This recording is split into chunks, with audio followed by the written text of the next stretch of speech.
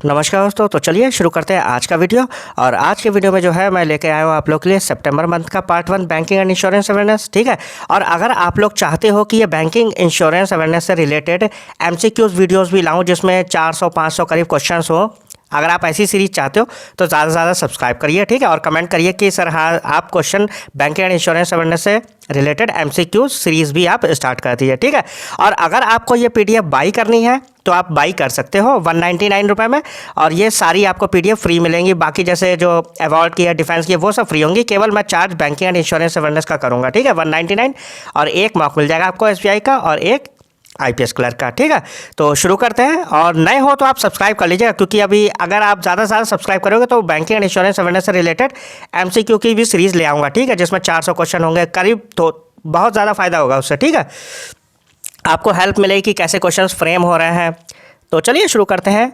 और पहली न्यूज़ जो है वो है NABARD is actively developing a centralised digital credit infrastructure. ठीक है। तो नाबार्ड जो है national bank for agriculture and rural development, वो डेवलप कर रही है एक सेंट्रलाइज्ड डिजिटल क्रेडिट इंफ्रास्ट्रक्चर। ठीक है। क्या डेवलप कर रही है? Centralised digital credit infrastructure. तो क्वेश्चन ऐसे फ्रेम हो सकता है कि रिसेंटली कौन सी एंटिटी जो है वो डेवलप कर रही है CDCI, centralised digital credit infrastructure. तो आप क्या कहोगे? नाबार्ड। ठीक।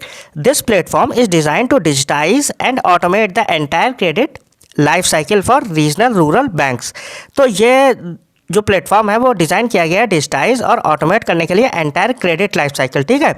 पूरी क्रेडिट लाइफ साइकिल किसके? आरआरबी के लिए। And will support a wide range of loan products, और ये सपोर्ट करेगी वाइड रेंज जो लोन प्रोडक्ट्स होंगे। ठीक है। फिर देख लेते हैं नेक्स्ट है हमारे पास RBI begin its September 2025 round of the urban consumer confidence survey. तो आरबीआई जो है उसने अपना स्टार्ट कर दिया है यूसीसीएस का राउंड। ठीक है। अर्बन कंज्यूमर कॉन्फिडेंस सर्वे, ये एक सर्वे करवा रहे हैं। ठीक। तो वो स्टार्ट कर दिया। And rural consumer confidence survey, तो यूसीसीएस और आरसीसीएस दो सर्वे स्टार्ट किए इसने, अर्बन वालों के लिए कंज्यूमर कॉन्फिडेंस सर्वे और रूरल कंज्यूमर कॉन्फिडेंस सर्वे। ठीक है। कब? लेट अगस्त 2025 में। ठीक। वो वाला जो है वो सितंबर में, और ये जो रूरल वाला है वो अगस्त में शुरू किया था।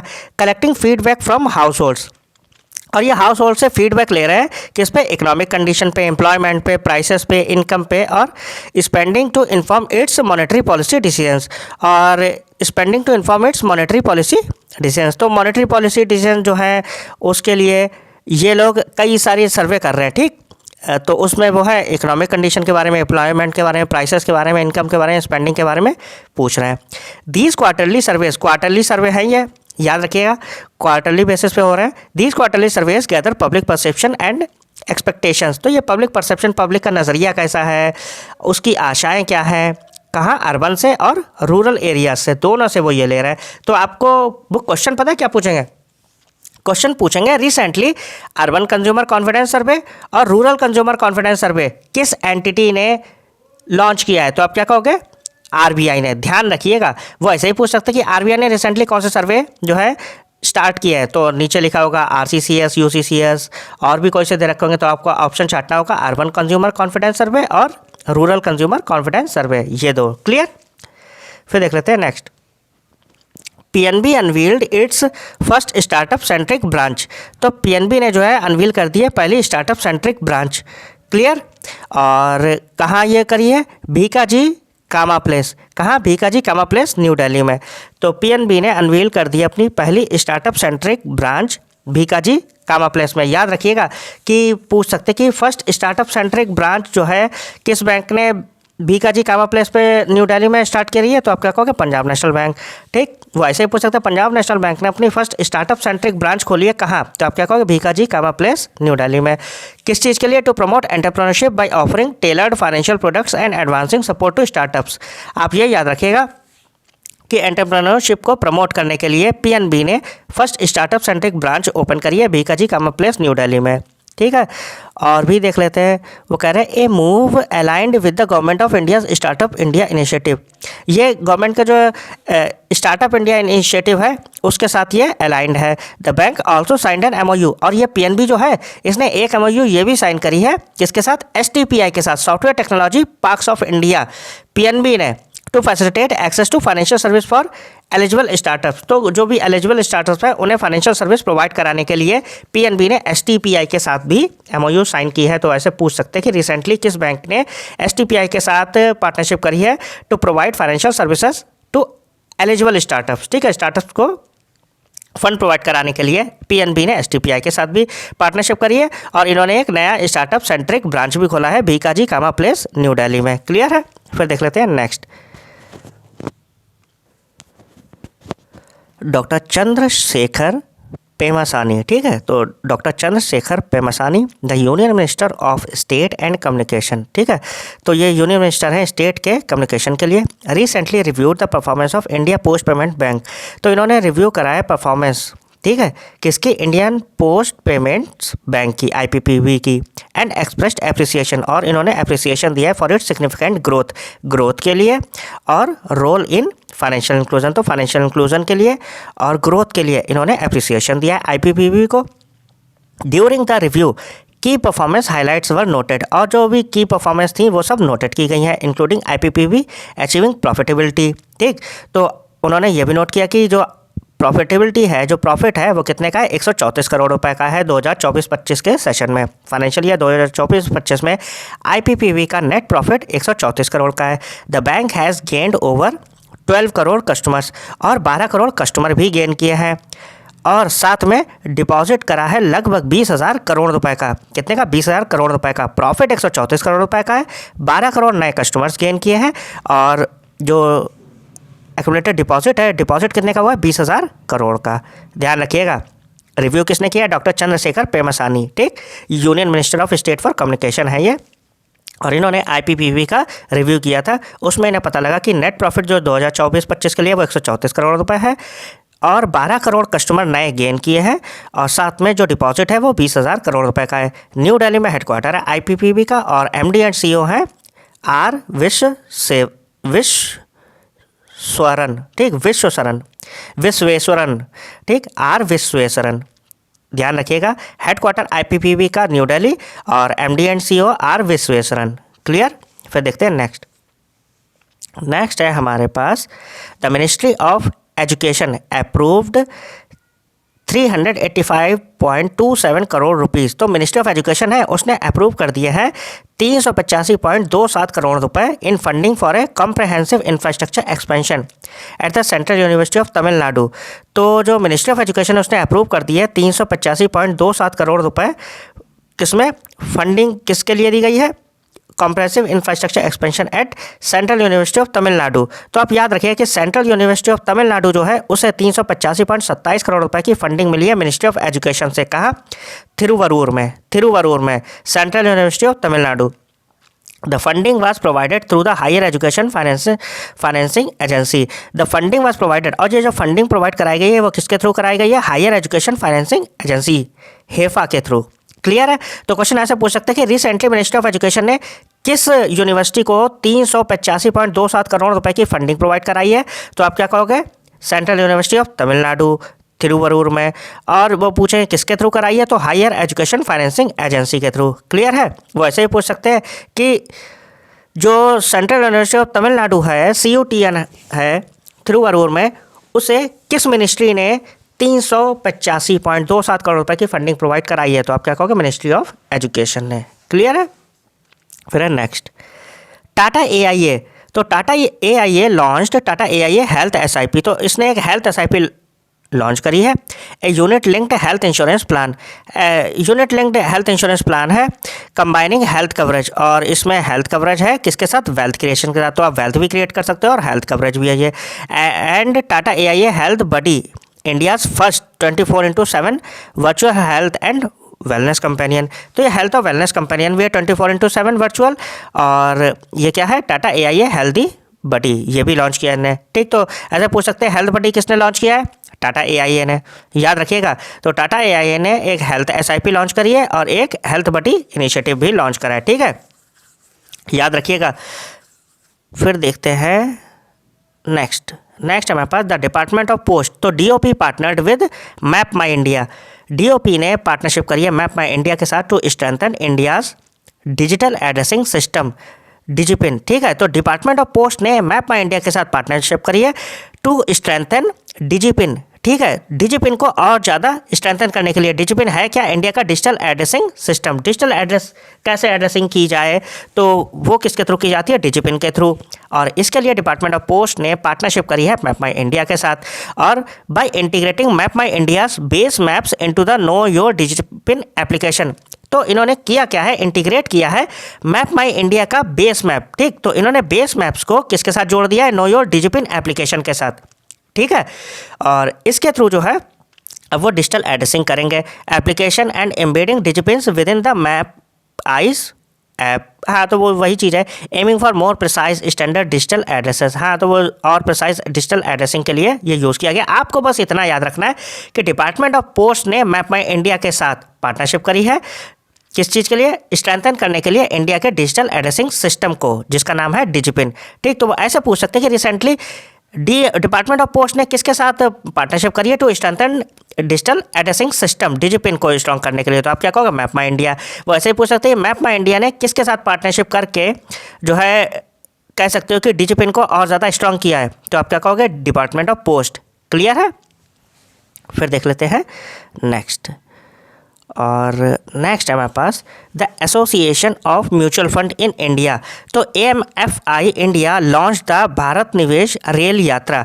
The association of mutual funds in India launch the Bharat Nivesh Rail यात्रा। तो AMFI जो है उसने लॉन्च किया है भारत निवेश रेल यात्रा, ठीक है। भारत निवेश रेल यात्रा किसने लॉन्च करी है, association of mutual fund in India, AMFI ने, एज पार्ट ऑफ इस ऑनगोइंग इन्वेस्टर एजुकेशन इनिशिएटिव। तो एक इन्वेस्टर एजुकेशन इनिशिएटिव है उसके तहत, ठीक, with a specific focus on bringing financial literacy, financial literacy को और ज़्यादा बढ़ावा देने के लिए टू पैसेंजर अब्रॉड। अच्छा, तो वंदे भारत में ये बताएंगे फाइनेंशियल लिटरेसी के बारे में। याद रखिएगा जो वंदे भारत ट्रेन है उसमें जो पैसेंजर्स हैं उन्हें अवेयर करेंगे फाइनेंशियल लिटरेसी के बारे में। और ये इनिशिएटिव जो है AMFI ने लॉन्च किया है, जिसका नाम है भारत निवेश रेल यात्रा। क्लियर है।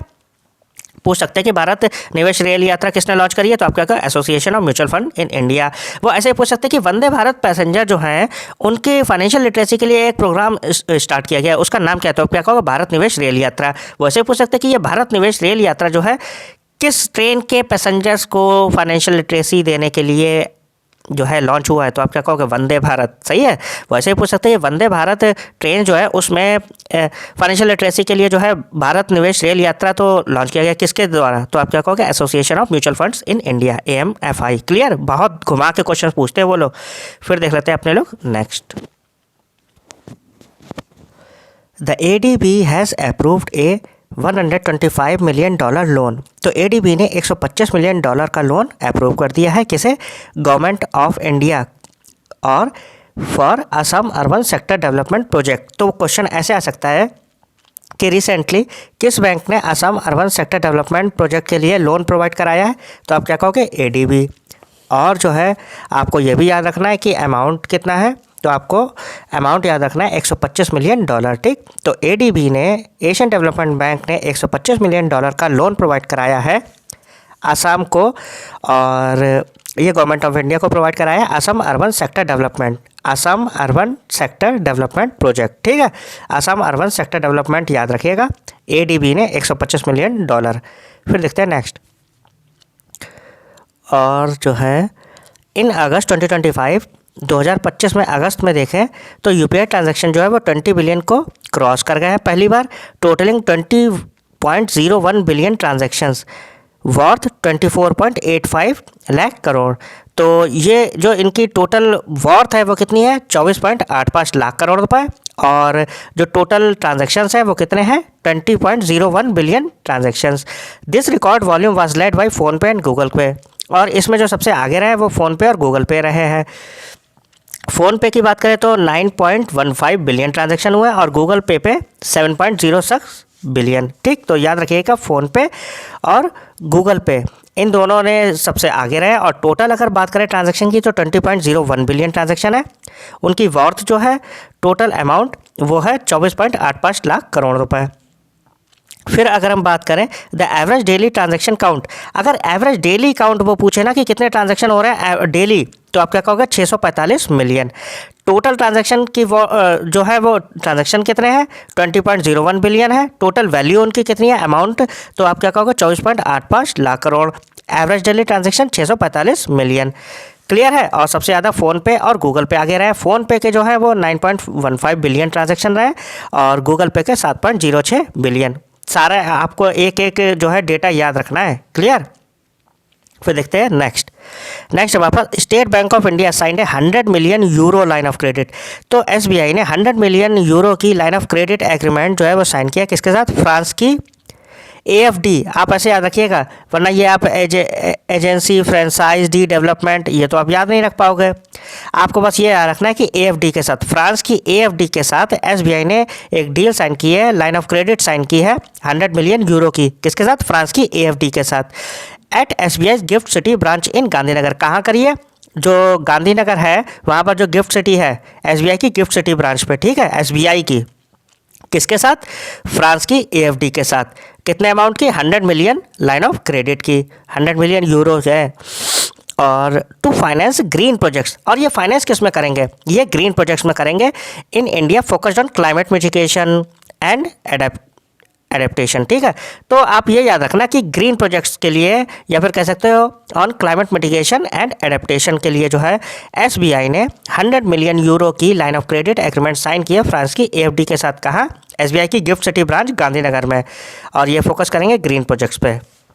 फिर देख लेते हैं और ये भी है, this funding will help reduce green house gas emission. तो वही है, ग्रीन हाउस गैस एमिशन को ये रिड्यूस करेंगे, इसीलिए एसबीआई ने फ्रांस की एफडी के साथ पार्टनरशिप करी 100 मिलियन यूरो की। फिर नेक्स्ट है हमारे पास भारत पे and unity small finance bank. तो भारत पे ने और यूनिटी स्मॉल फाइनेंस बैंक इन दोनों ने मिलकर एक स्ट्रेटेजिक पार्टनरशिप फॉर्म की है that involves UPI integration, most notably through the launch of the को ब्रांडेड यूनिटी बैंक भारत पे क्रेडिट कार्ड। तो भारत पे और यूनिटी स्मॉल फाइनेंस बैंक इन दोनों ने मिलके एक स्ट्रेटेजिक पार्टनरशिप लॉन्च करी है दैट, और इसमें क्या है वो यूपीआई इंटीग्रेशन करेंगे, most notably through the launch of को ब्रांडेड यूनिटी बैंक भारत पे क्रेडिट कार्ड। तो आप ये याद रखो कि यूनिटी स्मॉल फाइनेंस बैंक और भारत पे ने मिलकर एक को ब्रांडेड क्रेडिट कार्ड भी लॉन्च किया है। ठीक है, यूनिटी बैंक भारत पे क्रेडिट कार्ड। आप ये याद रखना कि वो ऐसे पूछेंगे, क्योंकि कार्ड का नाम तो देख के ही पता चल रहा है, वो ऐसे पूछेंगे कि यूनिटी स्मॉल फाइनेंस बैंक ने किसके साथ मिल के क्रेडिट कार्ड लॉन्च किया है। तो आप क्या कहोगे, भारत पे के साथ।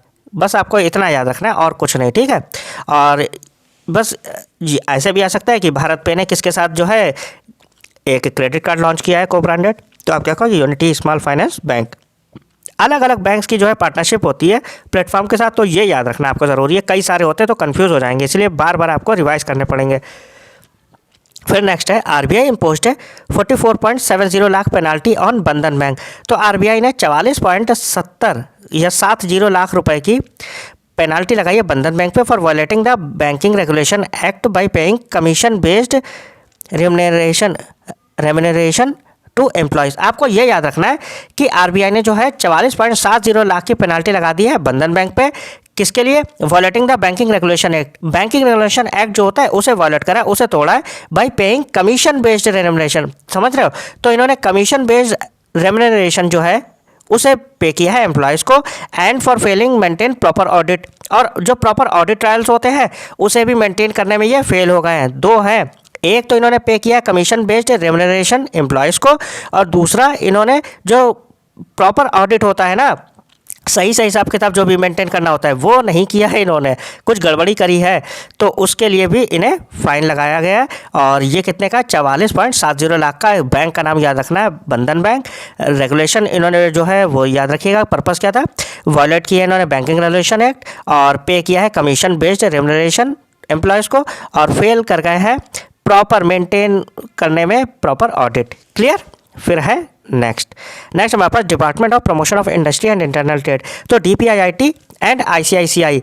तो डीपीआईआईटी और आईसीआईसीआई बैंक ने एमओयू साइन किए to launch a startup engagement programme on the startup India portal. तो डीपीआईआईटी और आईसीआईसीआई बैंक इन दोनों ने मिलकर एक एमओयू साइन की है और लॉन्च किया है स्टार्टअप एंगेजमेंट प्रोग्राम। कौन सा program, startup engagement programme on the startup India portal. कहाँ, स्टार्टअप इंडिया पोर्टल पे, aiming to provide DPIIT recognised startups. और ये प्रोवाइड करा रहे हैं DPIIT recognised startups with access to ICICI bank accelerator. Clear है। तो DPIIT और ICICI बैंक ने मिलकर MOU साइन की है और इसमें ये लॉन्च कर रहा है स्टार्टअप एंगेजमेंट प्रोग्राम। किस पर? स्टार्टअप इंडिया पोर्टल पे। और इसका एम ये है कि ये प्रोवाइड कराएंगे DPIIT रिकॉग्नाइज स्टार्टअप। ठीक है, तो DPIIT ने जो रिकॉग्नाइज कर रखे स्टार्टअप उन्हें विद एक्सेस ICICI बैंक के एक्सेलरेटर से। ठीक है, तो बस ये होगा। इसमें आपको बस इतना याद रखना है कि वो रिसेंटली वो ये पूछेंगे कि स्टार्टअप एंगेजमेंट प्रोग्राम किसने किसने मिलकर बनाया है, तो आप क्या कहोगे? DPIIT और ICICI बैंक, इन दोनों ने। कहाँ पर? स्टार्टअप इंडिया पोर्टल पे। क्लियर? फिर देखते हैं next. Japan provided a loan of 60 billion yen approximately 3,500 crore rupees to India's power finance corporation. तो जापान जो है उसने लगभग 60 बिलियन येन या फिर कह सकते हो 3500 करोड़ रुपए इंडिया की पावर फाइनेंस कॉरपोरेशन को प्रोवाइड कराया है to fund clean energy projects. किसके लिए? क्लीन एनर्जी प्रोजेक्ट्स के लिए जापान की जो कह सकते हो जापान ने 60 बिलियन येन या फिर 3500 करोड़ रुपए इंडिया की पावर फाइनेंस कॉरपोरेशन को प्रोवाइड कराया है क्लीन एनर्जी प्रोजेक्ट्स के लिए, including A second generation bio ethanol plant in Assam. Assam में जो बायो एथेनॉल प्लांट बनाया जा रहा है उसके लिए। ये न्यूज़ मैंने पिछले मंथ भी कवर की है और इस बार भी आ गई है। ठीक है, तो बार बार रिपीट हो रही है, अच्छी चीज़ है। किसने? जापान ने दिए 60 बिलियन येन 3500 करोड़ रुपए लगभग पावर फाइनेंस कॉरपोरेशन को क्लीन एनर्जी प्रोजेक्ट के लिए और असम में second generation bio ethanol plant के लिए। किसने? जापान ने। नेक्स्ट है IHMCL Indian highways management company limited.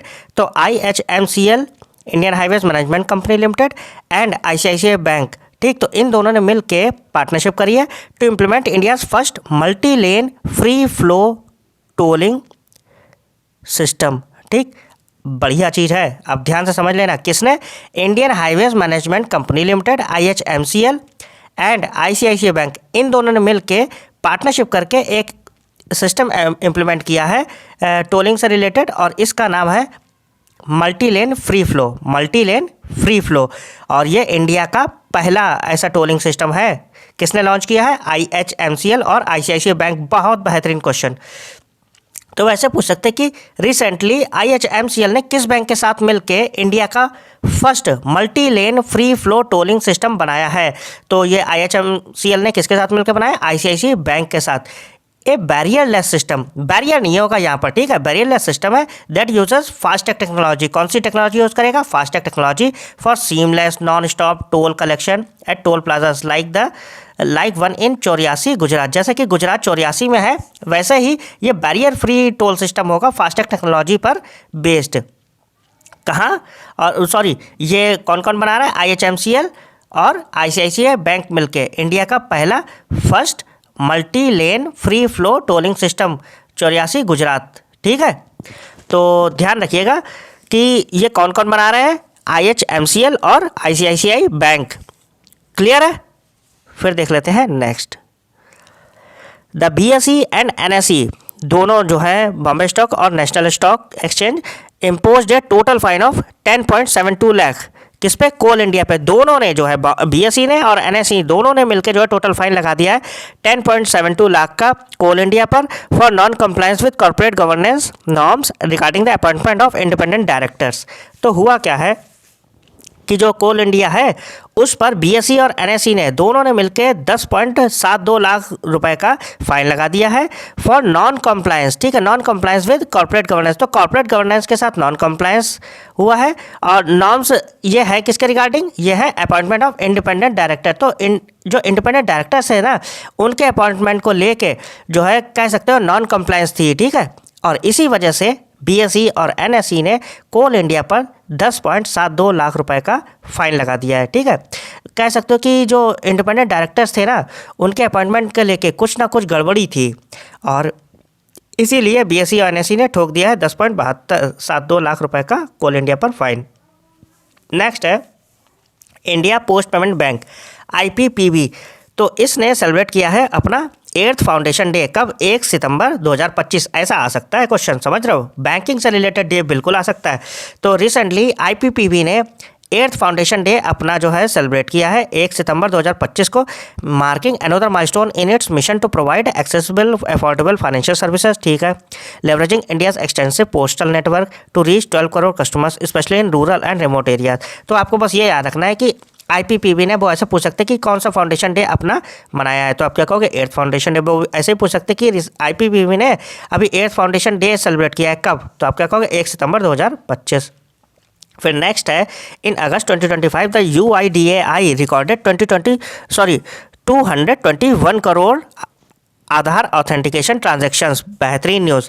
तो अगस्त में कह सकते हो कि UIDAI जो है unique identification authority of India, उसने रिकॉर्ड किया 221 करोड़ आधार ऑथेंटिकेशन ट्रांजैक्शन। याद रखिएगा ये वैल्यू कितने, 221 करोड़ आधार ऑथेंटिकेशन ट्रांजैक्शंस। कितने, 2.21 बिलियन, अगर बिलियन में बात करें। ए 10.3% इंक्रीज फ्रॉम अगस्त 2024। तो पिछली बार से अगर तुलना की जाए अगस्त 2024 से, तो ये 10.3% ज़्यादा ऑथेंटिकेशन ट्रांजैक्शंस हैं। क्लियर है। ध्यान रखिएगा कि अगस्त 2025 में UIDAI ने रिकॉर्ड करे हैं 221 करोड़ ऑथेंटिकेशन ट्रांजैक्शन, जो कि 10.3% ज़्यादा है अगस्त 2024 से, indicating growing Aadhaar users and the expanding digital economy. These transactions include तो ये इसमें क्या क्या था, eKYC, demographic and biometric authentication, highlighting Aadhaar's role in facilitating welfare delivery. तो आपको इन चीज़ों को नहीं पढ़ना, आपको बस ये याद रखना है कि 2025 अगस्त में जो UIDAI उसने रिकॉर्ड करे हैं आधार ऑथेंटिकेशन ट्रांजैक्शन 221 करोड़ 2.21 बिलियन, और अगर पिछले साल की तुलना करिए तो ये 10.3% ज़्यादा थे। क्लियर है। फिर देख लेते हैं नेक्स्ट है इंडियन रेलवेज एंड SBI। ठीक है, तो इंडियन रेलवेज और SBI ने एक MOU साइन की है to provide enhanced complimentary insurance and banking benefits for railway employees through the railway salary package. तो क्या हुआ है कि इंडियन रेलवे और SBI ने एक MOU साइन की है। ठीक है, और इसमें वो क्या प्रोवाइड कराएंगे, enhanced complimentary insurance and banking benefit. तो ये इंश्योरेंस प्रोवाइड कराएंगे कॉम्प्लीमेंट्री और बैंकिंग बेनिफिट्स किसको, रेलवे एम्प्लॉयज़ को, जो रेलवे के एम्प्लॉयज़ है, through the railway salary package. किसके थ्रू, रेलवे सैलरी पैकेज के through, including 1 crore accidental death cover. इसमें 1 करोड़ का जो है एक्सीडेंटल डेथ कवर प्रोवाइड करा रहे हैं और 10 लाख का नेचुरल डेथ कवर। तो अगर एक्सीडेंटल डेथ कवर एक्सीडेंटली हो रही है तो 1 करोड़ का है, और नेचुरल डेथ हो रही है तो 10 लाख का आपको प्रोवाइड करा जाएगा विद नो प्रीमियम्स और मेडिकल टेस्ट। इसमें प्रीमियम और मेडिकल टेस्ट नहीं रिक्वायर्ड है एम्प्लॉयज़ के लिए। ठीक है, तो ये इंडियन रेलवेज और SBI, ये याद रखिएगा, इन दोनों ने मिल के एक MOU साइन की है, और इसके थ्रू जो है वो रेलवे एम्प्लॉयज़ को रेलवे कह सकते हो कि इंश्योरेंस प्रोवाइड करा रहे हैं और बैंकिंग बेनिफिट्स प्रोवाइड करा रहे हैं। इसमें 1 करोड़ का एक्सीडेंटल डेथ कवर है और 10 लाख रुपये मिलेंगे नेचुरल डेथ पे। ठीक है, ध्यान रखिएगा, नो प्रीमियम और medical test required. Clear. Private sector lender Yes Bank said the Reserve Bank has approved the reappointment of former Deputy Governor R. Gandhi as non-executive chairman of the bank। तो कह सकते हो कि Yes Bank जो है उसने कहा है कि RBI ने अप्रूव कर दिया है जो farmer RBI deputy governor R. Gandhi जो है, उन्हें कह सकते हो कि नॉन एग्जीक्यूटिव चेयरमैन बना दिया गया है बैंक का। ठीक है, कौन सी, Yes Bank। ठीक, तो याद रखिएगा कि यस बैंक जो है उसे अप्रूवल मिल गया है RBI से, और ये रीअपॉइंट किए जा रहे हैं। आप ये याद रखिएगा, R. गांधी को कहाँ, नॉन एग्जीक्यूटिव चेयरमैन बना दिया गया है। ठीक है, किसे, R. गांधी को। क्लियर। फिर देख लेते हैं अपने लोग नेक्स्ट, और इसमें कुछ और भी है, देख लेते हैं ज़रा। अच्छा, ये न्यूज़ जो है फिर से एक रह गई होगी, तो फिर से मैंने इसी में लिख दिया, तो ध्यान रखिएगा।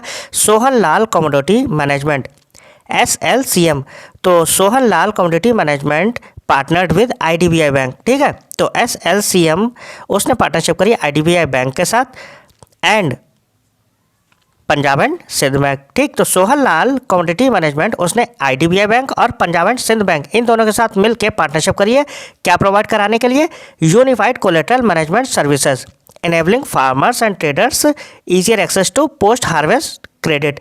तो कह सकते हो कि इन्होंने फार्मर्स और ट्रेडर्स को जो है कह सकते हो कि आराम पहुंचाने के लिए जो है easier access to post harvest credit, enhancing transparency को लेके, strengthening the agri finance value chain. तो जो एग्री फाइनेंस वैल्यू चेन होती है उसे और ज़्यादा मजबूत करने के लिए आप ये कह सकते हो कि फार्मर्स और ट्रेडर्स को मदद करने के लिए Sohan Lal commodity management, IDBI bank और पंजाब एंड सिंध बैंक ने जो है पार्टनरशिप करी है और ये प्रोवाइड कराएंगे कोलेटरल मैनेजमेंट सर्विसेज। कौन सी?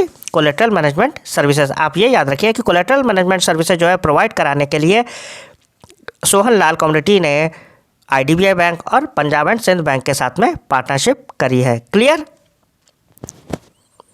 चलो अब तो bank of Baroda launched BOB Digi Udyam. तो वो ऐसे तो कहेंगे नहीं बॉब डिजी उद्यम, वो कहेंगे डिजी उद्यम। तो वो पूछेंगे किस बैंक ने जो है रिसेंटली अभी डिजी उद्यम लॉन्च किया है, तो आप क्या कहोगे? बैंक ऑफ बड़ौदा ने। तो बैंक ऑफ बड़ौदा ने लॉन्च किया है Digi Udyam, a fully digital collateral free lending platform. तो कह सकते हो ये कोलेटरल फ्री लैंडिंग प्लेटफॉर्म है। आप कह सकते हो लोन प्रोवाइड कराएंगे किसे? MSME को। ठीक है, कौन? बैंक ऑफ बड़ौदा ने एक कह सकते हो इनिशिएटिव लिया है डिजी उद्यम करके, और इसके थ्रू जो है वो कोलेटरल फ्री लैंडिंग प्लेटफॉर्म है ये। MSMEs को फंड प्रोवाइड कराया जाएगा to access working capital loans कितने तक का? 10 लाख से 50 लाख तक का। ठीक है, 10 लाख से 50 लाख रुपए तक का लोन प्रोवाइड कराया जाएगा। पेपरलेस प्रोसेस होगी ये। ठीक, आपको बस इतना याद रखना है कि बैंक ऑफ बड़ौदा ने डिजी उद्यम लॉन्च किया है MSMEs के लिए। ठीक है, बस इतना याद रखना है। और इसके थ्रू ये फंड प्रोवाइड कराएंगे 10 लाख से 50 लाख रुपए तक का। किसने? बैंक ऑफ बड़ौदा ने। किसे? जो है MSMEs को डिजी उद्यम लॉन्च किया है प्लेटफॉर्म। फिर हमारे पास the 32nd meeting of sub committee of the financial stability and development council. तो कह सकते हो कि जो 32 मीटिंग है FSDC-SC, ठीक, किसकी? Financial stability and development council, उसकी सब कमेटी। ठीक, FSDC-SC की सब कमेटी जो है कह सकते हो उसकी मीटिंग थी 32। ठीक है, कौन सा एडिशन? 32। और ये किसने चेयर की है? RBI गवर्नर संजय मल्होत्रा ने। Reviewed global and domestic macro economic. तो कह सकते हो इसमें रिव्यू किया गया है ग्लोबल जो पूरे दुनिया के होते हैं, डोमेस्टिक मतलब कि अपने इंडिया के, macro economic and financial sector developments. ठीक है, तो मैक्रो इकोनॉमिक मतलब कि जो बड़े लेवल पे होते हैं, ठीक है, इकोनॉमिक आर्थिक व्यवस्था में बड़े बड़े लेवल के, और फाइनेंशियल सेक्टर डेवलपमेंट्स की विद पोटेंशियल स्टेबिलिटी इम्प्लीकेशंस। तो आप ध्यान रखिएगा कि जो 32 मीटिंग थी FSDC-SC की, उसे चेयर किसने किया है? RBI के गवर्नर संजय मल्होत्रा ने। आपको ये याद रखना है। क्लियर? FSDC-SC की मीटिंग वो ऐसे पूछ लेंगे कि किसके द्वारा चेयर की गई, तो आप क्या कहोगे? RBI के गवर्नर संजय मल्होत्रा के द्वारा। मीटिंग कौन सी थी? 32 मीटिंग थी, और इसमें रिव्यू किया गया global and domestic macro economic and financial sector developments के बारे में। ठीक है, मैक्रो इकोनॉमिक, डोमेस्टिक और ग्लोबल डेवलपमेंट या फिर फाइनेंशियल सेक्टर के डेवलपमेंट। ठीक है, ये याद रखिएगा। और ये मीटिंग चेयर की है संजय मल्होत्रा ने। नेक्स्ट न्यूज़ है सूर्योदय स्मॉल फाइनेंस बैंक। तो सूर्योदय जो स्मॉल फाइनेंस बैंक है launched secured credit cards on RuPay. तो इसने सिक्योर्ड क्रेडिट कार्ड लॉन्च किया है किस पे? रुपे पे। Name the Suryoday SFB RuPay select credit card. तो वो ऐसे पूछेंगे कि रिसेंटली एक स्मॉल फाइनेंस बैंक है उसने सेलेक्ट क्रेडिट कार्ड लॉन्च किया है, ये SFB कौन सी है? तो आपको याद रखना है सूर्योदय। ठीक, तो सूर्योदय स्मॉल फाइनेंस बैंक ने रुपए पे क्रेडिट कार्ड लॉन्च किया है और इसका नाम है select credit card. And the Suryoday SFB RuPay platinum credit card. तो सेलेक्ट क्रेडिट कार्ड और प्लेटिनम क्रेडिट कार्ड दो लॉन्च किए, which are backed by customers fixed deposits और as collateral to enhance credit access to those without traditional income proof. हाँ, तो इसमें income proof आपको नहीं देना होगा, कहीं कहीं पे देना होता है, तो वो आपको नहीं देना होगा। आप ज़्यादा चक्कर मत पड़ो, क्योंकि वो इतना डीप में इन छोटी छोटी चीज़ों के लिए नहीं, वो आपसे बस यही पूछेंगे कि रिसेंटली सेलेक्ट क्रेडिट कार्ड और प्लेटिनम क्रेडिट कार्ड, ये दो क्रेडिट कार्ड जो है किसने लॉन्च किए हैं और SFB दे रखी होगी। तो आपको ये बताया ना कि सूर्योदय स्मॉल फाइनेंस बैंक ने ये लॉन्च किया है, कौन सा? सेलेक्ट क्रेडिट कार्ड और प्लेटिनम क्रेडिट कार्ड। ठीक है, फिर देख लेते हैं next. Axis bank launch the 3rd edition of its flagship Sparsh week. तो कह सकते हो कि जो अभी स्पर्श वीक हुआ है उसका 3rd एडिशन किसने लॉन्च किया है? एक्सिस बैंक ने। फ्रॉम 1 to 5 सितंबर, तो ये 1 से 5 सितंबर तक हुआ था Sparsh week, under the theme raise the bar. तो थीम क्या थी इसकी? Raise the bar to enhance customer experience and employee engagement. हाँ, तो वही कस्टमर के एक्सपीरियंस को और ज़्यादा अच्छा करने के लिए एम्प्लॉयज़ जो है वो ज़्यादा से ज़्यादा एंगेजमेंट के लिए उनके across its network through various customer centric initiatives. हाँ, कस्टमर सेंट्रिक इनिशिएटिव्स हैं, कस्टमर को ध्यान में रखे, leadership visibility and new product offerings. तो आपको बस ये ध्यान रखना है कि वो ऐसे पूछेंगे रिसेंटली किस वीक जो बैंक है उसने स्पर्श वीक अपना सेलिब्रेट किया है 3rd एडिशन। तो आप क्या कहोगे? Axis bank. डेट हो सकता है वो पूछ ले तो 1 से 5 सितंबर, हाँ, वो थीम ज़रूर पूछ सकते हैं, तो थीम आपको याद रखनी है रेज़ द बार सॉरी। और ये ध्यान रखिएगा कि एक्सिस बैंक है, उसने थर्ड एडिशन लॉन्च किया है। स्पर्श वीक का 1 से 5 सितंबर को सेलिब्रेट किया गया है और थीम थी रेज़ द बार। क्लियर? फिर है हमारे पास next, PhonePe has partnered with DSP finance. तो फ़ोन पे ने पार्टनरशिप करी है डीएसपी फाइनेंस के साथ to offer loans against mutual fund. तो फ़ोन पे ने डीएसपी फाइनेंस के साथ पार्टनरशिप करी है क्या ऑफर करने के लिए? Loans against mutual fund, LAMF। ठीक, तो ऐसे पूछेंगे कि रिसेंटली किसने डीएसपी फाइनेंस के साथ LAMF लॉन्च किया है, तो आप क्या कहोगे? फ़ोन पे ने। ऐसे ही पूछ सकते हैं फ़ोन पे ने किसके साथ जो है मिल के ऑफर कर रहा है LAMF, loans against mutual fund, तो आप क्या कहोगे? DSP finance. ये अच्छा है, समझ रहे, ये न्यूज़ अच्छी है। A fully digital overdraft style credit line up to 2 crore. ठीक है, तो 2 करोड़ तक की क्रेडिट लाइन प्रोवाइड कराई जाएगी। Allowing users to pledge mutual funds as collateral for instant liquidity without selling their investments. तो अपने जो इन्वेस्टमेंट है उन्हें बिना सेल किए हुए, ठीक है। और आपको वो ऐसे पूछेंगे कि जो LAMF है वो किसने जो है डीएसपी फाइनेंस के साथ मिलकर पार्टनरशिप में बनाया है, तो आप क्या कहोगे? फ़ोन पे। आपको बस इतना याद रखना है। वो हाँ ये पूछ सकते हैं कि क्रेडिट लाइन कितने तक की इसमें प्रोवाइड करा जाए, तो आप याद रखिएगा 2 करोड़। ठीक है, जो भी अच्छे क्वेश्चन बन रहे थे वो मैंने सारे बता दिए हैं, आपको बस ये याद रखना। वो ऐसे भी पूछ सकते हैं कि फ़ोन पे और डीएसपी फाइनेंस इन दोनों ने मिलकर अभी कौन सी एक इनिशिएटिव लॉन्च किया है। ठीक, तो आपको LAMF दे रखा होगा और भी कई सारे दे रखे होंगे। ठीक, तो क्वेश्चन ऐसे भी एक फ्रेम हो सकता है। तो फ़ोन पे और डीएसपी फाइनेंस ने मिलकर LAMF लॉन्च किया है। ठीक है, फुली डिजिटल है ये, और ये याद रखिएगा कि ये लोन जो है वो किसके? म्यूचुअल फंड के ऊपर है। ठीक है, याद रखिएगा। फिर है नेक्स्ट, बैंक ऑफ बड़ौदा। तो bank of Baroda declared Reliance communication. ठीक, तो बैंक ऑफ बड़ौदा ने डिक्लेयर कर दिया Reliance communication and its promoter Anil Ambani as fraudsters. तो कह सकते हो क्या हो ही गए हैं कि बैंक ऑफ बड़ौदा, इससे पहले SBI भी आई थिंक कर चुकी है डिक्लेयर। ठीक है, आप लोग कमेंट करके बताइएगा। BOB declared Reliance communication and its promoter Anil Ambani as fraudster. तो इन्होंने फ्रॉड घोषित कर दिया है, citing findings from forensic audit reports. तो ऑडिट रिपोर्ट में यह फाइंड किया गया है and classifying the account as fraudulent. तो जो इनका अकाउंट है वो फ्रॉड पाया गया है। एंड NPA समझते हैं, जो इंस्टॉलमेंट होती हैं ड्यू, वो फुल नहीं इन्होंने पे की है। After RCom defaulted on substantial loans. हाँ, तो जो है वो डिफ़ॉल्ट कर रखे हैं इन्होंने बहुत सारे लोन्स पे। ठीक है, एक नहीं कई सारे। This followed similar actions by other banks like SBI and BOI। देखो मैं अभी बता रहा था SBI, तो SBI और BOI क्लेम कर चुके हैं, कह सकते हो कि उन्होंने डिक्लेयर कर दिया है कि ये फ्रॉड थे और इनके जो अकाउंट्स है सारे NPA और ये फ्रॉड कर रखा था इन्होंने। अब BOB ने भी कर दिया। तो क्वेश्चन ऐसे भी बन सकता है कि रिसेंटली किन किन बैंक्स ने जो अनिल अंबानी है और उनकी जो कंपनी है आरकॉम, उसके सारे अकाउंट्स को फ्रॉड घोषित कर दिया है। अब वहाँ पर कई सारी बैंक होंगी, SBI होगी, BOI होगी, BOB होगी और भी चौथी कर देंगे, तो इनमें से कौन सी नहीं है। ठीक, वैसे ही पूछ सकते हैं। तो आपको ये तीनों बैंक याद रखनी है कि SBI ने, BOI ने और बैंक ऑफ बड़ौदा ने, इन तीन ने मिल के अनिल अंबानी और उनकी जो कंपनी है Reliance.com, उसके जितने भी अकाउंट्स थे उन सबको फ्रॉड घोषित कर दिया है और NPA में, ठीक है, बता दिया है। क्लियर? BOB, SBI और BOI। ठीक, किसे? अनिल अंबानी और उनकी कंपनी आरकॉम के अकाउंट्स को। फिर देख लेते हैं नेक्स्ट, संदीप सिक्का। तो संदीप सिक्का executive director and CEO of Nippon life India asset management limited. तो संदीप सिक्का जो हैं उन्होंने, जो कि एग्जीक्यूटिव डायरेक्टर और CEO है किसके? Nippon life India asset management company के, has been appointed as chairman of association of mutual funds in India. तो उन्होंने अपॉइंट कर दिया है appointed as chairman of association of mutual funds in India. अच्छा, तो इन्हें अपॉइंट कर दिया गया चेयरमैन किसका? AMFI का, association of mutual funds in India का। ही रिप्लेसेस नवनीत मनोत। इन्होंने रिप्लेस किसे किया है? नवनीत मनोत को, जो कि क्या है? MD and CEO of HDFC AMC asset management company. ठीक है, तो इन्होंने रिप्लेस कर दिया नवनीत मनोत को और अब ये जो है बन गए हैं AMFI के चेयरमैन। ठीक, और विशाल कपूर CEO ऑफ बंधन एसेट मैनेजमेंट कंपनी। तो विशाल कपूर को जो है वाइस चेयरमैन बना दिया गया association of mutual funds in India. समझ में आया कुछ? फिर से समझा देता हूँ। संदीप सिक्का जो है, जो कि एग्जीक्यूटिव डायरेक्टर और CEO है Nippon life asset management company के। ठीक, इन्हें जो है अपॉइंट कर दिया गया चेयरमैन किसका? Association of mutual funds in India, AMFI का चेयरमैन। इन्होंने रिप्लेस किसे किया है? नवनीत मनोत को। नवनीत मनोत MD and CEO है HDFC AMC के भी। ठीक है, और जो विशाल कपूर हैं उन्हें बनाया, जो कि CEO ऑफ बंधन एसेट मैनेजमेंट कंपनी के हैं, उन्हें क्या बना दिया गया है, वाइस चेयरमैन बना दिया, association of mutual funds in India, AMFI का वाइस चेयरमैन। और चेयरमैन कौन बने हैं, संदीप सिक्का। क्लियर है, ये सारी इन्फॉर्मेशन आपको बार बार पढ़नी है।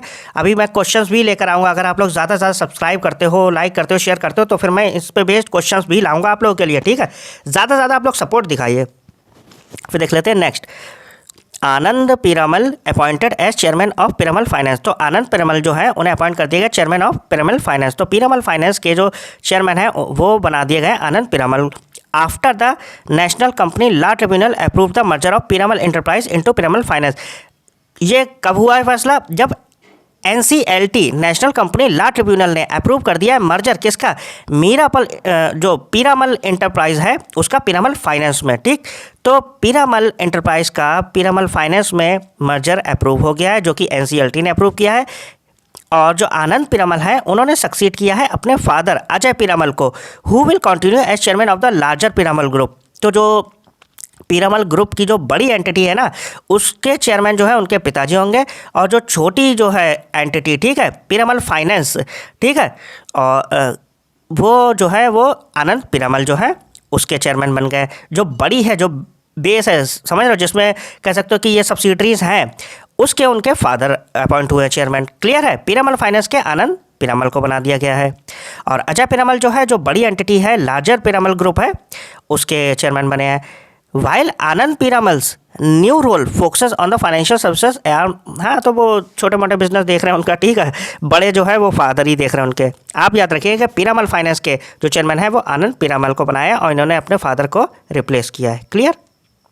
फिर देखते हैं next, RBI signed a renewed statement of commitment. तो RBI ने साइन किया है कि रिन्यू कर दिया है, ठीक है, renewed statement of commitment to the FX global code. तो इन्होंने एक अभी रिसेंटली स्टेटमेंट ऑफ कमिटमेंट को जो है रिन्यू करा है to the FX global code. किसके साथ, FX ग्लोबल कोड के साथ, टू रीअफर्म इट्स डेडिकेशन। और ये फिर से जो है रिफर्म करते हैं, दावा ठोकते हैं कि it's dedication to maintaining integrity and transparency in the foreign exchange. और वो ये कह रहे हैं कि हम पूरी जो है मितव्ययिता के साथ, कठोरता के साथ, अनुशासन के साथ पालन करेंगे और इंटीग्रिटी मेंटेन करेंगे, ट्रांसपेरेंसी मेंटेन करेंगे, किसमें, फॉरेन एक्सचेंज मार्केट में। क्लियर है। तो ऐसे पूछ सकते हैं कि रिसेंटली जो है किसने स्टेटमेंट ऑफ कमिटमेंट रिन्यू करा है FX ग्लोबल कोड के साथ, तो आप क्या कहोगे, रिजर्व बैंक ने, ठीक। याद रखिएगा। वैसे पूछ सकते हैं रिजर्व बैंक ने किस एंटिटी के साथ जो है अभी स्टेटमेंट ऑफ कमिटमेंट रिन्यू करा है, तो आपके वहाँ पर होंगे FX ग्लोबल कोड और भी होंगे, ठीक। तो आपको याद रखिएगा कि FX ग्लोबल कोड के साथ स्टेटमेंट ऑफ कमिटमेंट इन्होंने रिन्यू करा है। फिर देख लेते हैं अपने लोग next, SEBI raised the minimum net worth requirement for custodians. तो सेबी जो है उसने रेज कर दी है मिनिमम नेट वर्थ रिक्वायरमेंट किसके लिए, कस्टोडियंस के लिए, फ्रॉम 15 करोड़ टू 75 करोड़। तो जो है याद रखिए कि सेबी ने रेज कर दिया minimum net worth requirement custodians के लिए, वो 50 करोड़ से 75 करोड़ कर दिए through the SEBI amendment regulation. तो सेबी का जो कस्टोडियन अमेंडमेंट रेगुलेशन है उसके तहत सेबी ने कस्टोडियंस की जो लिमिट है वो कर दी है 50 करोड़ से 75 करोड़ रुपए। To enhance risk management and investor protection, risk management को एनहांस करने के लिए, इन्वेस्टर के प्रोटेक्शन के लिए, while existing custodians give a 3 year compliance window. और जो अभी के एग्जिस्टिंग कस्टोडियंस है उन्हें 3 ईयर की कंप्लायंस विंडो दी गई है। आपको बस इतना याद रखना है कि वो लिमिट पूछेंगे कितनी कर दी गई है कस्टोडियंस के लिए। तो रिसेंट पूछ सकते हैं, तो आपको रिसेंटली याद रखना है कि 75 करोड़ कर दिया है। अगर वो ऐसे पूछे कि 50 से 75 करोड़, 60 से 75 करोड़, 70 से 75 करोड़, तो आप याद रखिएगा कि जो ऑप्शन है वो पहले 50 करोड़ थी, अब 75 करोड़ हो गई है कस्टोडियन की लिमिट। और ये किसके थ्रू हुई है, SEBI custodian amendment regulation 2025। Clear है। फिर देख लेते हैं अपने लोग नेक्स्ट, ESIC लॉन्च्ड स्प्री 2025। तो ESIC ने लॉन्च किया scheme for promoting registration of employers and employees. तो ऐसे पूछ सकते हैं कि रिसेंटली स्प्री 2025 किसने लॉन्च किया है, तो आप क्या कहोगे, ESIC ने। To encourage voluntary registration by employers, encourage करने के लिए वॉलेंट्री रजिस्ट्रेशन किसके द्वारा, एम्प्लॉयर्स के द्वारा। Offering immunity from retrospective liabilities and the amnesty scheme 2025। अच्छा, एमनेस्टी स्कीम भी लॉन्च करी है और स्प्री 2025 भी लॉन्च करा है किसने, ESIC ने, ठीक है। एमनेस्टी स्कीम किसने लॉन्च करी है, ESIC ने। 2025 फॉर डिस्प्यूट रिजोल्यूशन, किसके, जो डिस्प्यूट होते हैं उन्हें उनको सॉल्व करने के लिए, ठीक है। Allowing employees to settle pending contributions, और जो एम्प्लॉयर्स होते हैं उन्हें अलाउ करने के लिए क्या, जो पेंडिंग कॉन्ट्रीब्यूशन जो पेंडिंग पड़े होते हैं उन्हें सॉल्व करने के लिए। वेव डैमेजेस, जो वेव डैमेजेस हो गए हैं, and reduce litigation with a deadline of September 30, 2026। और कह सकते हो कि reduce litigation with a deadline of, कह सकते हो कि ज़्यादा से ज़्यादा ये जो भी डिस्क्रिपेंसी हो रही है ना एंटिटी में, उसे रिजॉल्व करने के लिए ये स्प्री जो है लॉन्च हुई है। स्प्री और एमनेस्टी स्कीम। स्प्री ज़्यादा ध्यान रखिएगा, scheme for promoting registration of employers and employees, ठीक है। और क्या है, both schemes aim to expand social security coverage. और दोनों जो स्कीम्स हैं उनका जो एम है वो गोल क्या है, to expand social security coverage. तो जो भी सोशल सिक्योरिटी कवरेज है उसे ज़्यादा से ज़्यादा एक्सपेंड करने के लिए, and improve ease of doing business, तो बिजनेस जो है वो आसानी से हो सके और सोशल सिक्योरिटी कवरेज जो है वो भी प्रोवाइड कराई जाए, ठीक। ये दोनों पर्पज़ है उनके। और ESIC लॉन्च किसने करी, ESI ने लॉन्च क्या करी है, स्प्री 2025 और एमनेस्टी स्कीम। स्प्री की फुल फॉर्म भी याद कर लीजिएगा, scheme for promoting registration of employers and employees. और इन दोनों स्कीम का जो एम है वो है expand social security coverage. Social security coverage को एक्सपेंड करेंगे और ईज़ ऑफ डूइंग बिजनेस को इम्प्रूव करेंगे, कि मतलब आसानी से बिजनेस हो सके, ठीक है, कोई भी डिस्ट्रक्शन ना हो। फिर देख लेते हैं अपने लोग next, Sumitomo Mitsui banking corporation SMBC raised its stake in Yes bank. तो ये तो पता है कि जो है उसने स्टेक खरीद रखा था यस बैंक में, सुमितोमो बैंक ने, ठीक है, मित्सुई बैंकिंग कॉर्पोरेशन SMBC ने। अब जो है इन्होंने और अपना स्टेक बढ़ा दिया है, कितना, become its largest share holder. अब इसका सबसे ज़्यादा शेयर होल्डर इसी के पास है। एक्वायरिंग है 24.22% stake after receiving RBI approval. तो RBI ने अप्रूवल कर दिया following an initial 20% stake purchase. अच्छा, तो मई में जो है इनके पास केवल 20% था, अब जो है इनके पास 24.22% हो गया है। तो ऐसे पूछ सकते हैं कि SMBC ने यस बैंक में अपना शेयर अब कितने परसेंट बढ़ा लिया, तो आप याद रखिएगा 4.22%। या वो ऐसे पूछ सकते हैं कि 24.22% हो गया, 24.22%, पहले कितना था, तो आप क्या कहोगे 20%। ऐसे ही पूछ सकते हैं कि पहले 20% स्टेक था, अब कितना हो गया है, तो आप क्या कहोगे 24.22%। ऐसे भी पूछ सकते हैं कि Sumitomo Mitsui banking corporation SMBC ने 24.22% स्टेक कर दिया है 20 से, किस बैंक में, तो आप क्या कहोगे यस बैंक में। क्लियर।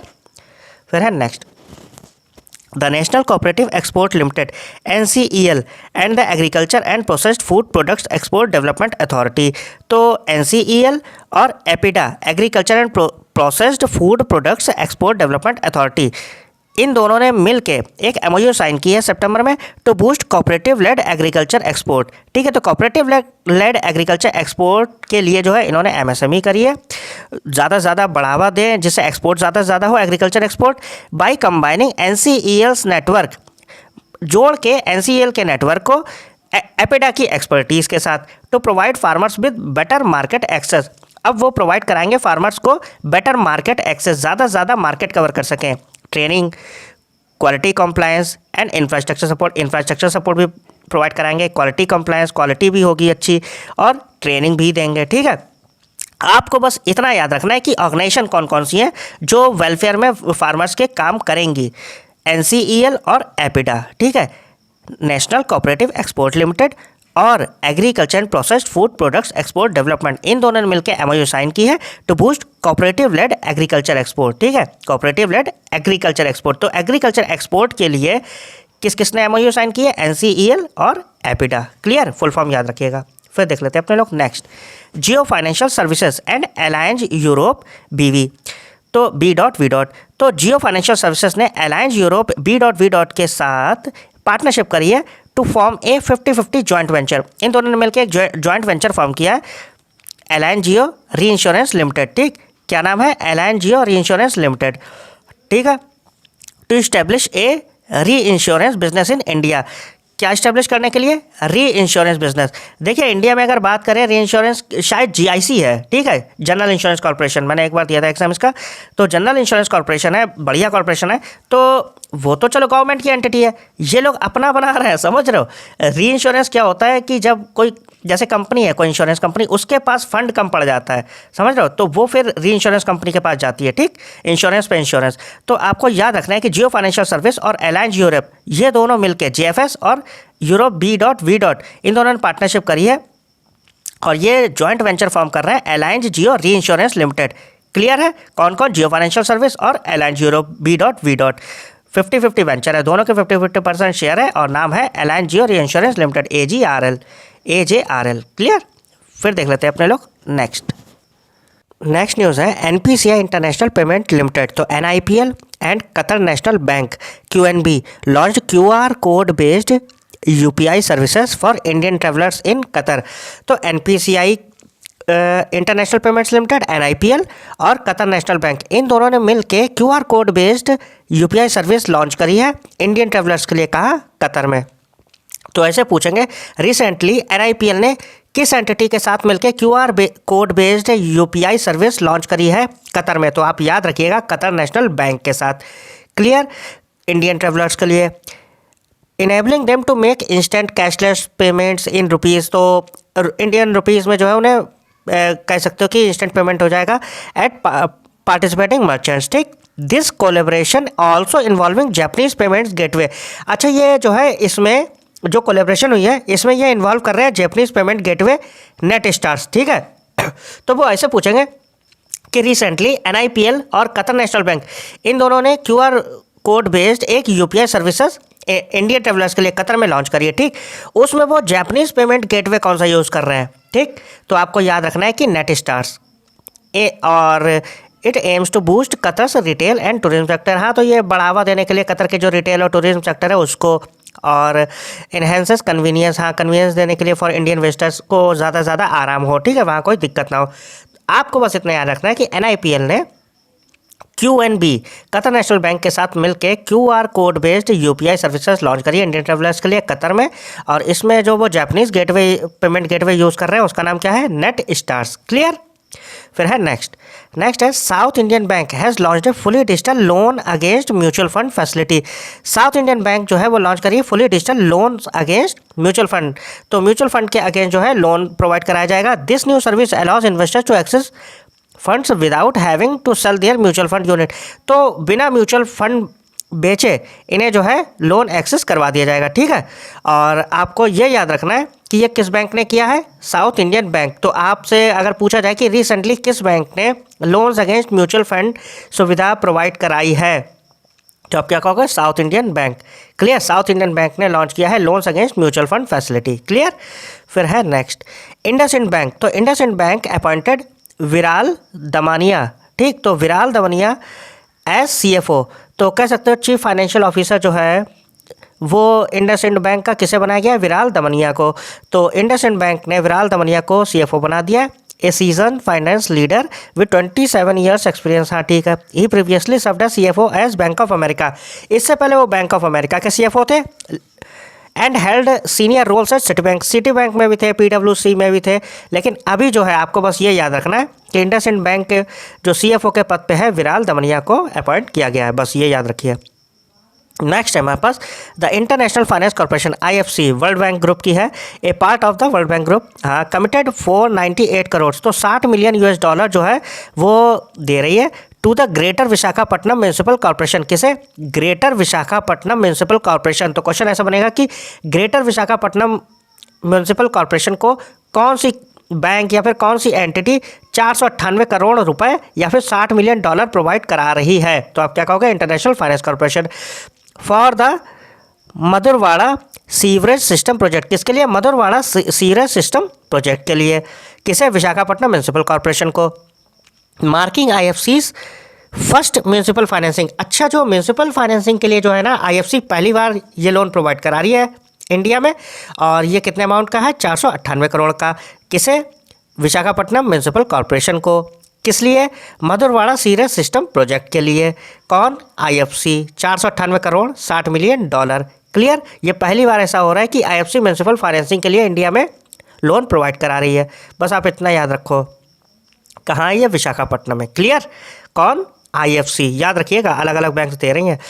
हीरो फ्यूचर एनर्जीज, तो HFE which secured 1024 crore funding from the state bank of India. बढ़िया क्वेश्चन। तो हीरो फ्यूचर एनर्जी जो है उसने लोन सिक्योर करा है 1024 करोड़ रुपए का। कहाँ से? स्टेट बैंक ऑफ इंडिया से। For 60 megawatt hybrid peak power project. किसके लिए? 60 मेगावाट का हाइब्रिड पीक पावर प्रोजेक्ट है। कहाँ? कुर्नूल डिस्ट्रिक्ट, आंध्र प्रदेश में। तो याद रखिएगा कि हीरो फ्यूचर एनर्जी जो है उसे 1024 करोड़ रुपए का लोन पास हुआ है एसबीआई से। किसके लिए? 60 मेगावाट के हाइब्रिड पीक पावर प्रोजेक्ट, कहाँ? कर्नूल डिस्ट्रिक्ट, आंध्र प्रदेश में। तो ऐसे पूछें कि रिसेंटली किस एंटिटी को एसबीआई ने 1024 करोड़ रुपए का लोन प्रोवाइड कराया है? तो आप क्या कहोगे? Hero future energy. ऐसे ही पूछ सकते हैं कि हीरो फ्यूचर एनर्जी जो है उसे 1024 करोड़ रुपए का एसबीआई से लोन मिला है, किस लिए? तो वहाँ पर नीचे दे रखी होंगी चीज़ें, तो आपको याद रखना है 60 मेगावाट के हाइब्रिड पीक पावर प्रोजेक्ट, कहाँ? कर्नूल डिस्ट्रिक्ट, आंध्र प्रदेश में। प्लेस भी इंपॉर्टेंट है। फिर देख लेते हैं next. ACME group and Japan IHI corporation formed a joint venture. तो एसीएमई ग्रुप और जापान की आईएचआई कॉर्पोरेशन, इन दोनों ने मिलकर एक जॉइंट वेंचर जो है फॉर्म किया है। अब देख लेते हैं इसमें है क्या क्या। ACME clean energy private limited to build a 0.4 million tons annual green ammonia project in Odisha. तो ACME clean energy private limited जो है कंपनी, वो बिल्ड कर रही है 0.5 मिलियन टन का एनुअल ग्रीन अमोनिया प्रोजेक्ट। क्या? Annual green ammonia project Orissa में। कौन? ACME clean energy. और ये किसके साथ जॉइंट वेंचर में है? आईएचआई कॉर्पोरेशन जापान की। क्लियर? और ये जो है 70-30 partnership aiming to supply green ammonia. किसे? ये जो है एम कर रही है सप्लाई करने की ग्रीन अमोनिया, किसे? जापान को, for power generation, industrial use and supporting both India's green hydrogen mission. और ये सपोर्ट कर रही है इंडिया के ग्रीन हाइड्रोजन मिशन को और जापान के डीकार्बोनेशन गोल्स को। क्लियर है? 70-30 की पार्टनरशिप है एसीएमई और आईएचआई की, और 0.4 मिलियन टन्स की एनुअल ग्रीन अमोनिया प्रोजेक्ट, कहाँ? उड़ीसा में ये बना रहे हैं एसीएमई। क्लियर है? अब देख लेते हैं की डिटेल्स इस जॉइंट वेंचर की हैं क्या क्या। पार्टनर कौन कौन है? एसीएमई ग्रुप इंडिया का है, आईएचआई कॉर्पोरेशन जापान की है। जॉइंट वेंचर एंटिटी जो बन रही है उसका नाम क्या है? एसीएमई क्लीन एनर्जी प्राइवेट लिमिटेड। ठीक।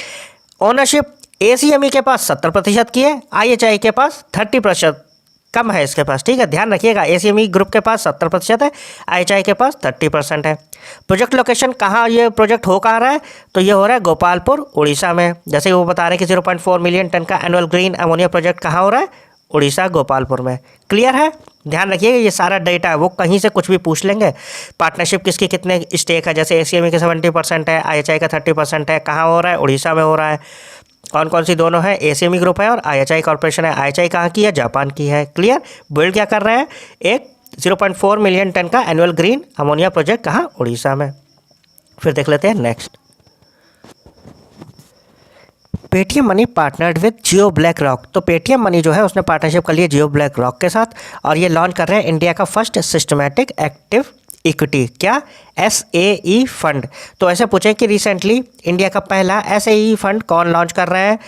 तो आप क्या कहोगे? पेटीएम मनी और जियो ब्लैक रॉक। आपको याद रखना है कि जो है Paytm money Jio BlackRock के साथ पार्टनरशिप करके इंडिया का पहला systematic active equity fund launch कर रहे हैं, Jio BlackRock flexi cap fund. इसका नाम क्या है? Jio BlackRock flexi cap fund. Available exclusively on Paytm money app. और ये कहाँ पर अवेलेबल होगा? पेटीएम मनी ऐप पे होगा, with A low 500 rupee minimum investment. और ये 500 रुपये के मिनिमम इन्वेस्टमेंट पे अवेलेबल होगा। Leveraging AI and black rocks Aladdin platform. और ये किसका सहारा लेंगे? एआई का और ब्लैक रॉक के अलादीन प्लेटफॉर्म का, फॉर वाइडर रिटेल एक्सेस, ज़्यादा से ज़्यादा रिटेल एक्सेस के लिए, टू एडवांस इन्वेस्टमेंट स्ट्रेटजीज। और एडवांस इन्वेस्टमेंट स्ट्रेटजीज का जो है वो भी सहारा लिया जाएगा। आपको बस जो याद रखना है वो कहेंगे कि ऐसे ही फंड किसने लॉन्च किया है? तो आप क्या कहोगे? पेटीएम मनी और जियो ब्लैक रॉक ने। क्लियर है? नाम क्या है इसका? Jio BlackRock flexi cap fund. Clear? और ये जो है किस पे अवेलेबल, किस पे हो? पेटीएम मनी ऐप पे।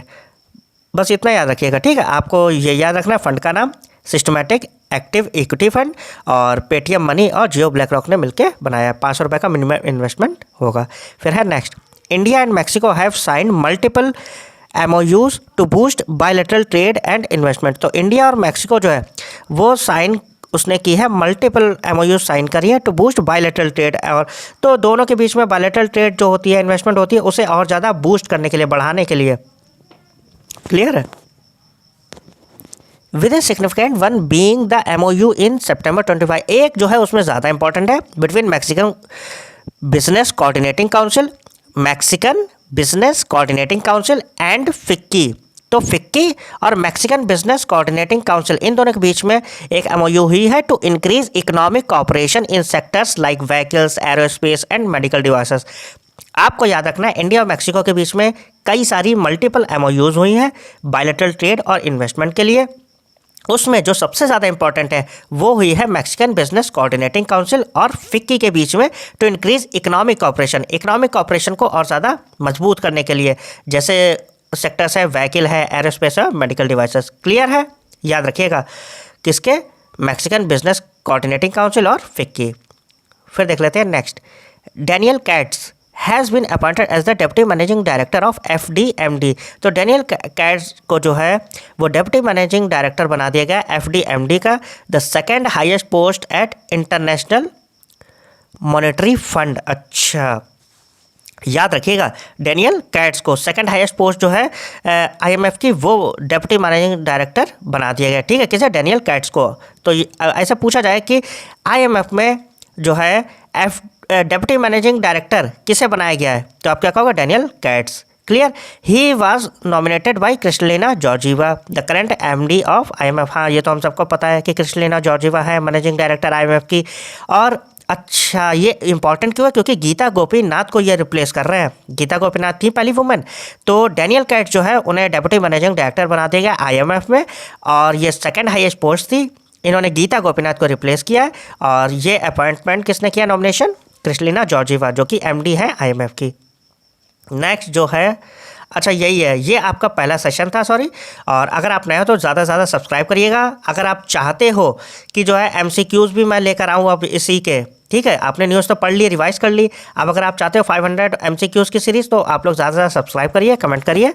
मिलते हैं नेक्स्ट वीडियो में, थैंक यू।